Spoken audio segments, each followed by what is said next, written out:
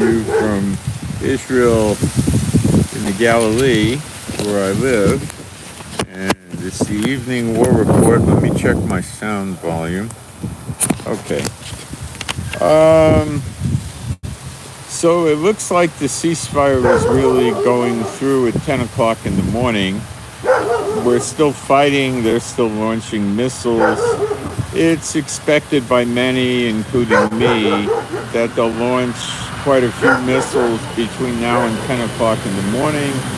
And I would also expect a lot of missiles to be launched, or at least some, or one, to be launched at about 9:59 in the morning. I've lived here a number of years, and I've been here through wars with Hamas, and this is their modus operandi.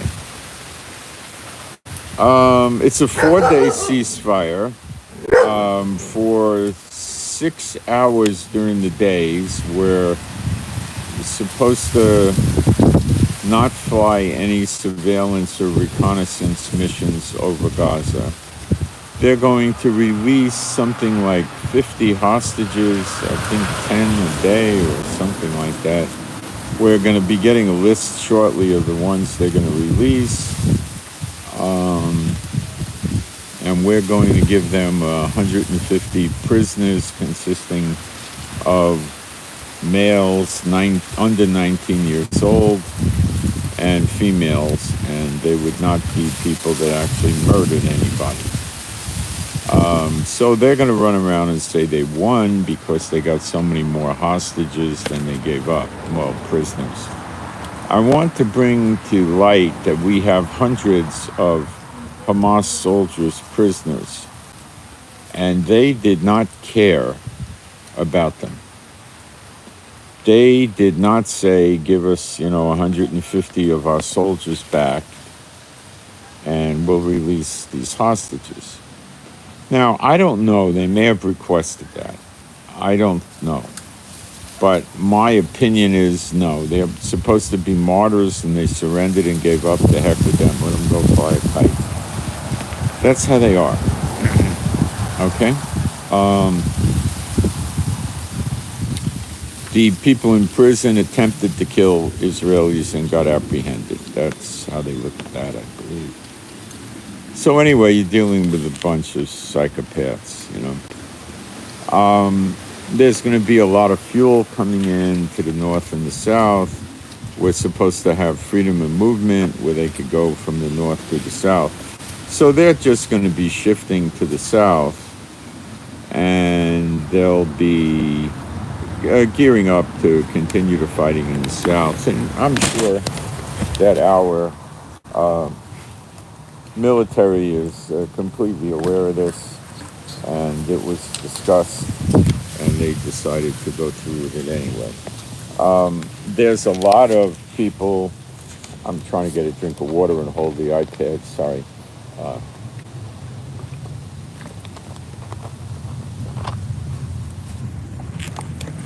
There's a lot of people that are objecting to this ceasefire. Look, it's got two sides to the coin. One side is the relatives, friends, and family of the hostages are just ripped up for almost 50 days. This thing's been going on. And then there's the hostages themselves. So it's a fine balance. I'm one of the very many people in Israel that do not trust Netanyahu. And I am quite convinced that Biden wants to see this thing end without a winner. Hamas is clearly not a winner, and he doesn't want to see Israel be a winner either. This is my opinion. And remains to be seen how he can accomplish that. He just may not be able to. If Netanyahu decides that he's going to leave 40-something thousand Hamas soldiers in Gaza, they'll get rid of Netanyahu one way or the other. He doesn't have much of a chance. And the military will probably freak out. Not the top officers that are Netanyahu's buddies, but the others will freak out. Yeah, so I don't think that's happening. we notified UNFIL, which is part of the UN, that they're not doing anything to enforce the treaty where Lebanon or Hezbollah is not supposed to be by the border. That's an international document, and the UN is supposed to enforce it, and they're not. They have troops there. They're from I don't know what countries, and they're basically hiding. They don't want to get blown up and shot. They don't want to tangle with Hezbollah. They don't want to do anything. So they basically, Israel put the UNFIL on notice, and Hezbollah is not supposed to be anywhere near the border of Israel, and they are. They're all over the place. It's completely documented. There's no doubt about it. Will the UN do anything about it? I think the UN will give lip service, and that's not going to be acceptable. Oh, we'll do something about it, blah, blah, blah. What this is putting the UN on notice that you're not doing your job, and you're not letting them, you're not enforcing the law. We're taking missiles and rockets and attacks, and soldiers are dying all the time. So we're going to go in. No, Beulah, go. Go, Beulah, go. So we're going to go in and do it ourselves.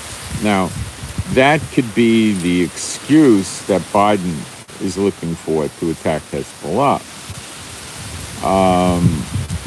He needs to be as squeaky clean as he can in the eyes of his own Democrats and the American community and the voters and all of this, right? So, well, the UN is not enforcing what they're supposed to. The UNFIL troops are punks. Oh, he won't say that, but he'll say they're not doing their job. So we're going to go in and do it. And China and Russia will protest, and the UK and Israel will say that's great. Those are the ones on some of the ones on the Permanent Security Council that have permanent seats with veto power.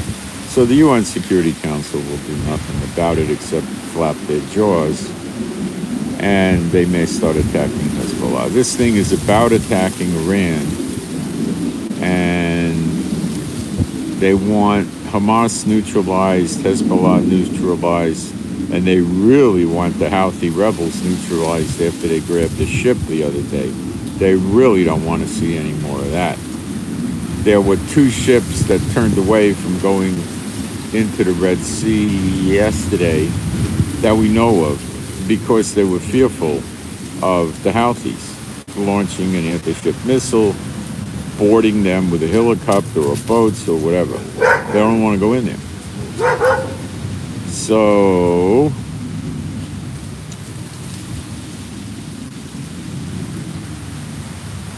it needs dealing with. I don't know how America's going to deal with it. The Houthis probably have close to 200,000 troops. And the Yemen army has 67,000, something like that. So you're not going to go in there with an expeditionary force of 2,500 Marines with a handful of tanks and planes and free those 50 people that were taken prisoner. They weren't Israelis, and the ship was not really one of the underlying owners of the ship that had 50% interest in it was an Israeli billionaire. And he had another partner, and they had at least to another company in another country. I think Japan's involved, Turkey's involved. It's nothing. Israel's not very worried about it. The billionaire's not going to go home and live in the streets. You know, Israel says it's not an Israeli ship. We don't care, you know. The Houthis are saying, well, we don't care if it was an Israeli interest in the ship. It's an Israeli ship, you know, so we got the ship, you know. So America has to stop that because they're going to... I've been telling you about this for months, that the Houthis are there to shut down the, ships going through the Red Sea to the Suez Canal and out the Mediterranean from the Arabian Sea, and that will hurt oil. And that's what they're really afraid Iran will do. Iran's a little afraid to try it right now with the Dwight D. Eisenhower aircraft carrier group down by the Sea of Oman, which is right by the entrance the opening of the Red Sea into the Persian Gulf into the Sea of Oman. Plus, there's 5 Coast Guard cutters running around, and there's destroyers in the Persian Gulf and missile cruisers, and they're quite worried about trying a move like that right now, because Iran is trying to set the snare up for America with fighting in Yemen. That's fine. If Yemen attacks Saudi Arabia and they fight in Saudi Arabia, hey, that's great too. Fighting in Gaza, hey, no problem. Fighting in Lebanon, hey, that's great. And fighting in Iraq and Syria, where their militias, the puppet militias of Iran, are voraciously attacking American bases every day, that's fine too. As long as the fighting's not in Iran, and if they start hijacking or sinking or attacking or in any way molesting boats in the Persian Gulf, merchant marine vessels, maritime traffic, they call it, the fighting will maybe not come onto shores of Iran, but it would come onto their navies, whatever kind of boats they used, or if they use drones. Well, you can't really take a ship over with a drone. You could attack the ship, and you're not going to be able to take it over. They generally use their boats to do that. So, then they're going to start seeing their boats getting sunk, and it's pretty close to having the war on their own shore. Now, America is completely dedicated to attacking Iran. 70-something warships here is not for Hamas and Hezbollah. That's a joke, okay? It's for Iran.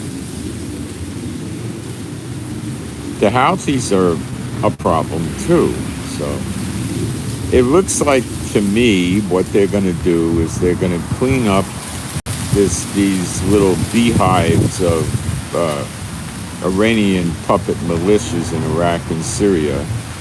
They got to do something to the Houthis in Yemen. They just have to. They cannot let this go on unless they want to see oil selling for $200 or $300 a barrel. If they let it go on, then Iran's going to do it, and then you're going to see oil for at least $200 a barrel instead of $85. And people won't be able to afford to drive to work and everything else. So they got to do something. What remains to be seen. They may not know what they want to do yet. Their first methodology would probably be to try to protect the Red Sea, but they're already doing that.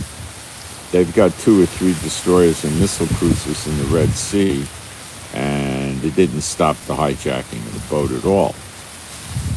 So they put this USS Bataan Expeditionary Force Marine small landing ship that carries vertical takeoff planes, very small amount, and a bunch of helicopters and some tanks and armor, and they got something like 2,500 Marines in there, and they have it in Jeddah, Saudi Arabia, which is about 500 miles from where the Houthis are, where they captured the ship. Now, these boats conservatively chug along at 30 miles an hour, probably 35. But if we just go with 30 miles an hour, that means in 10 hours they did 300 miles. So it's, 17 hours, something like that, to get over, 18 hours to get over to where the Houthis are. So that's not a long distance. That's for the boat. Planes will get there in a few minutes, and the missiles get there in a few minutes. And they're out of range. They're not easily going to get hit.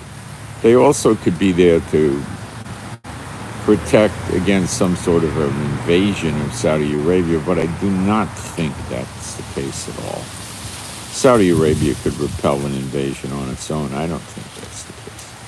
I think they're there because they moved into position there right after the Houthis grabbed that ship. So tomorrow morning, we'll see if we really have a ceasefire. Probably we will, and they'll probably break it before it's over. That's my guess. Strategically or tactically, from the war point of view, it's a bad move. But when you look at the whole picture, with the pressure from Biden, and the American hostages and the Europeans are not getting released, it's just the Israelis. When you look at the whole picture, it's a push and pull. I could see why Netanyahu did it, and, a lot of Israelis don't like it, and a lot do. Will it encourage them to grab hostages more in the future? Yes. Will it encourage the Hezbollah to try the same thing? Yes. Will it encourage the Houthis to get the same effect? Yeah, but I don't know how the Houthis possibly can. There's no Israelis living in Yemen that I could imagine. And,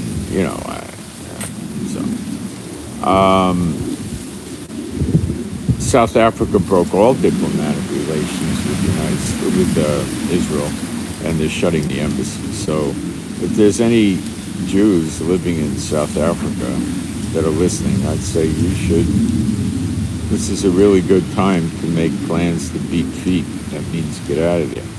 Because it's the beginning of worse, believe me.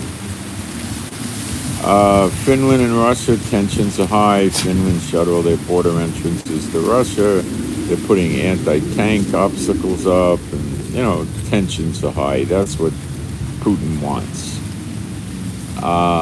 Tensions are still high in the Pacific with China, Taiwan, North and South Korea, China and Japan. It's not nice. The head of the United States Navy was in Guam, I think, yesterday or something. That's because Guam would be heavily affected if there was a fight with China in the Pacific. So we've continuing to attack the tunnels in Hamas. We've knocked out 400 tunnels by disabling their entrances / exits, same thing. We've captured several intelligence command centers, and we have a lot of intel, according to the Israeli military, in the form probably of computers, USB drives, documents, and prisoners. And they say we've gained a lot of information about the labyrinth of the tunnels and how they work and how they're operated and all that stuff. So it was pretty fruitful intelligence yield. And that's really important. It really is. Good intelligence is key. Really, really, truly is. Bad intelligence is devastatingly dangerous. Israel knows the difference quite well. The Indonesian hospital, which is another bed of terrorism, has been evacuated. 450 patients are out. So it's speculated only that we will attack this hospital before the ceasefire tomorrow at 10 a.m. So the hostages will go through the Red Cross. There'll be all kinds of parties in Israel, celebrations, shofars being blown. I don't know how many of these people will have to be admitted to the hospital. If any, I don't know. I have no idea what condition they're in. None of us do. Tonight they're going to release the names of the ones that are going to be released, I assume, tomorrow. We've already given them the names of the prisoners we're going to deliver to them. So, Hamas is renowned for breaking ceasefires. They've done it a gazillion times. So, be advised. I'm thinking. This thing that the Houthis pulled on Biden, it just probably gave him a real headache. Because his plans keep getting screwed up. It costs him a fortune to keep all these warships and soldiers and planes here in theater in the Middle East. Very expensive. And he's got to get this nest of terrorists out. Now, it appears to me that Biden is scared and confused. I referenced Isaiah 47 for that. And he could be waiting for something before he gets serious. Now, I don't know what that is. It could be they got more equipment. It's rumored that they're fitting these laser weapons on their F-22 Raptors. They've already have them on some that they work well. And they might be waiting to get those fitted on and bring those to Israel. I heard they're going to be coming to Israel, and I don't know how true that is. I really don't. Okay.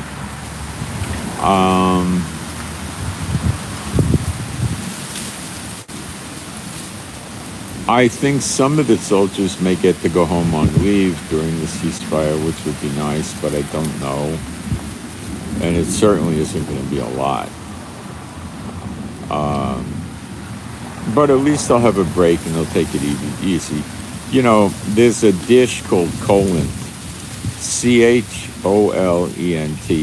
It hails from France. It's an Ashkenazi Jewish dish.